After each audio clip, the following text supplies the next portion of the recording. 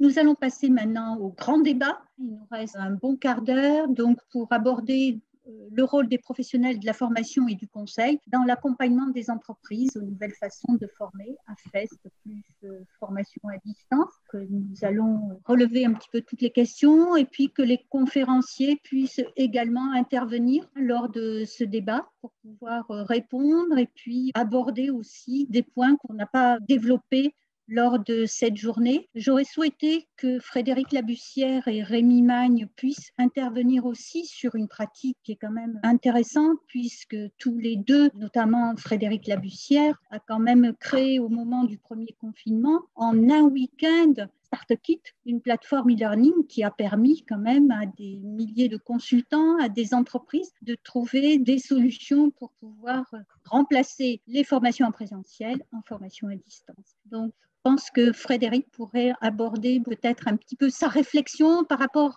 à la FEST et puis la formation à distance, et complétée par Rémi Magne. Donc, à l'Ornatec, en fait, nous, on intervient sur la digitalisation en fait, des formations. Donc, on travaille beaucoup avec les OF, aussi bien des formateurs indépendants, des AFP, aussi bien des CFA, des industriels aussi, qui ont des universités d'entreprise ou des équivalents. Le truc qui est génial, c'est qu'en fait, tout à l'heure, Eric a parlé d'un truc, ça fait juste 10 ans que je me bats pour ça, c'est qu'effectivement, les outils sont juste un moyen. Ce qu'il faut penser, c'est à bien mettre la pédagogie en fait en avant. Ça, c'est le principal. Et effectivement, de ce que j'ai entendu aujourd'hui avec la FEST, le côté pédago prime. C'est-à-dire qu'en fait, la modalité devient, je dirais, accessoire. Donc ça, c'est vraiment le côté intéressant en fait de ce dispositif. Après, comme on l'a dit ce matin, l'intérêt aussi, il ne faut pas l'oublier, c'est aussi la capitalisation de ce qui pourra être fait, parce que là, en fait, il y a quand même une question de préparation qui est non négligeable, j'imagine. Un dispositif à FEST, c'est pas en 10 minutes qu'on le met en place. Il y a un travail conséquent. Vous aviez parlé de plus de 700 heures de formation. J'imagine que voilà, il y a un peu d'ingénierie pédagogique derrière et que ça ne se fait pas en 10 minutes. Donc là, effectivement, le fait de capitaliser, d'enregistrer ces savoirs, je pense que ça, c'est quelque chose qui est fondamental. Ensuite, on a aussi le mode de diffusion. Ce qu'on a dit ce matin qui était intéressant, c'est que ça permet aussi en fait, aux référents, ou aussi bien aux tuteurs, etc.,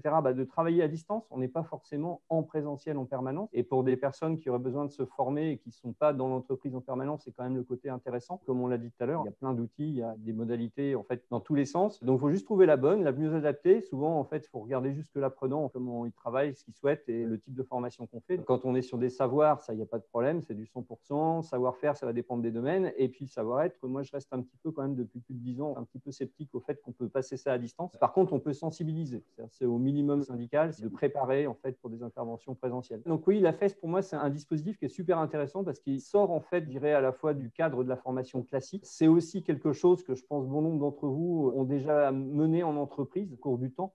En fait, on en a tous plus ou moins fait, mais de manière non formalisée, donc avec des résultats qui n'étaient pas forcément idéaux. Enfin, pour ma part, j'ai une expérience comme ça, où j'ai appelé ça plus tard du babysitting, qui m'a conduit justement à regarder ce qu'on pouvait faire en mettant de la formation dans le bon sens, avec des vrais parcours de formation. Et ça, c'était vraiment, je dirais, une grande découverte pour moi, qui m'a fait que quelques années plus tard, en fait, je crée l'Ornatec. Donc Rémi, tu veux ajouter des choses? Je te rejoins sur plusieurs choses. Puis il y avait Valérie aussi qui parlait d'avancer étape par étape à un moment. C'est aussi tout le nerf de la guerre. Et quand on passe sur de la formation à distance, c'est pas se dire j'amène une valise magique avec des outils féeriques et forcément ça va mieux aller. Les outils ne sont que des outils. Et là, je crois qu'on est tous d'accord à ce sujet-là. Sans pédagogie autour et surtout sans mettre l'accent sur pourquoi.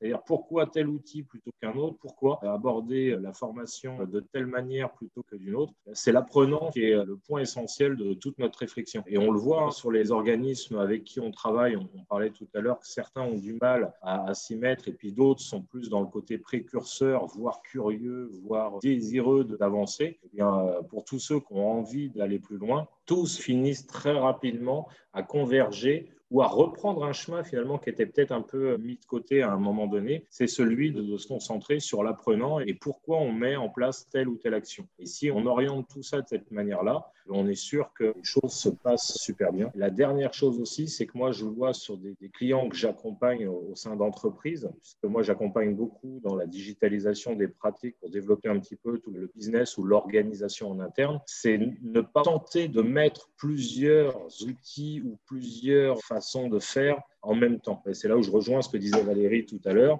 Avancer step par step, c'est quand même ce qu'il y a de meilleur. Parce qu'une fois qu'on s'est approprié un outil ou une manière de faire, on peut ajouter autre chose, aller encore un peu plus loin et petit à petit, comme ça, faire en sorte que tout le monde évolue. Alors moi, j'aurais une proposition à vous faire, si vous en êtes d'accord, parce que quelque part, bon, le temps passe, il nous reste quelques minutes seulement. J'aurais envie de vous proposer, est-ce qu'on ne ferait pas ce qu'on vient de faire aujourd'hui une fois par an, c'est-à-dire continuer dans le cadre du partenariat qu'on a noué, ces échanges et puis ces travaux aussi prospectifs, parce qu'on a quand même commencé à poser quelques jalons. Et puis deuxièmement, pour rebondir sur ce que vient de dire Rémi là, sur la pédagogie au service de l'apprenant, est-ce que notre prochain challenge à nous, les dispensateurs, les organisateurs, les financeurs, bref, tous les acteurs de la formation, est-ce que c'est pas aussi de rappeler pourquoi on forme ? C'est-à-dire de redonner du sens à cette formation professionnelle. Parce que c'est vrai que si la formation professionnelle, c'est juste répondre à une obligation, c'est triste à mourir. Si c'est juste parce qu'il faut dépenser de l'argent pour prouver qu'on est un bon employeur, c'est triste à mourir. Donc, est-ce que ce n'est pas notre prochaine étape qui serait de réfléchir à FEST, FOAD, formation présentielle, coaching, codev, tout ce qu'on a mis sur la table depuis ce matin. Mais au fond, c'est pourquoi faire, quoi. Est-ce qu'on n'entérinerait pas le fait qu'une fois par an, en espérant qu'un jour on pourra la faire en présentiel quand même, c'est ce qui était prévu au départ, est-ce qu'on ne fait pas cette rencontre entre nous une fois par an? On peut faire un vote. Vas-y. J'allais justement dire un petit mot sur les OPCO. C'est vrai que l'approche des OPCO, notamment de l'AFDAS, on est bien dans la recherche et développement. J'ai beaucoup apprécié l'intervention de Leïla sur cette approche de l'innovation. En fin de compte, heureusement que vous êtes là parce que vous nous boostez. Et puis nous, après, on booste, comme Henri l'a bien fait avec ses campus, et puis tous les autres conférenciers qui ont été extraordinaires, l'ICERTIS, le CAFOC, et puis l'ensemble des entreprises. Et c'est vrai que c'est cette approche de l'innovation et de la recherche qui nous permet de grandir et d'intégrer la notion de changement et de tout recentrer sur l'apprenant. Nous, on est là pour accompagner les apprenants à pouvoir acquérir les connaissances dont ils ont besoin. Et les on est là pour accompagner les entreprises et les branches, ce qui est encore un peu plus compliqué. Mais moi, ce que je trouve aussi qui nous unit tous là dans ce débat, c'est la question aussi de la professionnalisation des acteurs de la formation. Et ça, c'est un élément essentiel. Je trouve qu'on a beaucoup partagé ça et merci à tous là, de votre énergie pour réfléchir, de l'intervention d'Éric aussi sur le fait de dire, voilà, remettre les outils à leur place et surtout qu'on aille tous dans un sens qui est de partageons des éléments communs autour de la formation. On aide aussi à faire passer, à faire rentrer dans les mœurs cette question de la fête. Tant mieux, rendons qualitatif la question de la formation, rendons-lui ses lettres de noblesse. Tout à fait. Puis au niveau de la FFP, on œuvre, que ce soit Eric et au niveau national, la digitalisation aujourd'hui, la formation était un grand débat, un grand chantier autour des changements de technologie, de la multimodalité qui est là, ou la vie, il faut en tenir compte. Ça nécessite, comme disait cet après-midi Xavier Blé, au niveau des financements. Après, travailler sur tous les cofinancements, tous les financements qui sont possibles pour accompagner l'entreprise, les apprenants, dans une démarche constructive. Le vote est lancé, apparemment. On a déjà 44 personnes qui ont répondu. Donc, n'hésitez pas à dire si vous êtes OK pour qu'on refasse en fait la même expérience dans un an. Pourquoi on ne peut pas voter, nous, Fred? C'est pas normal. On ne peut pas voter. Ça, les votes, on ne peut pas voter, nous. C'est scandaleux. Ah, d'accord. C'est un détournement de démocratie. Alors, en fait, l'outil propose ça à tous les participants, mais pas aux conférenciers. Donc, je pense que vous basculez en tant que participant pour voter. Mais voilà. Non. Bah, c'est pas grave, on truquera les élections après. On comptera les votes. Je pense qu'on a une bonne approche avec ce qui s'est passé aux US, on va bien y arriver. Alors, ça donne quoi le vote là? Majoritairement 100%, j'ai même pas quelqu'un qui dit non. Donc alors, attention, il faut toujours prendre ça avec des pincettes. On est bien en fait sur de l'évaluation à chaud, toujours pareil. Et puis, ceux qui n'étaient peut-être pas d'accord sont déjà partis aussi, attention.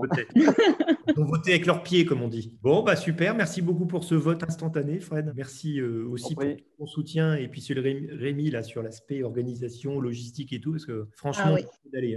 Bravo, parce que je pense que ça aurait été difficile sans vous, Fred et Rémi. Bravo et merci à tous les conférenciers.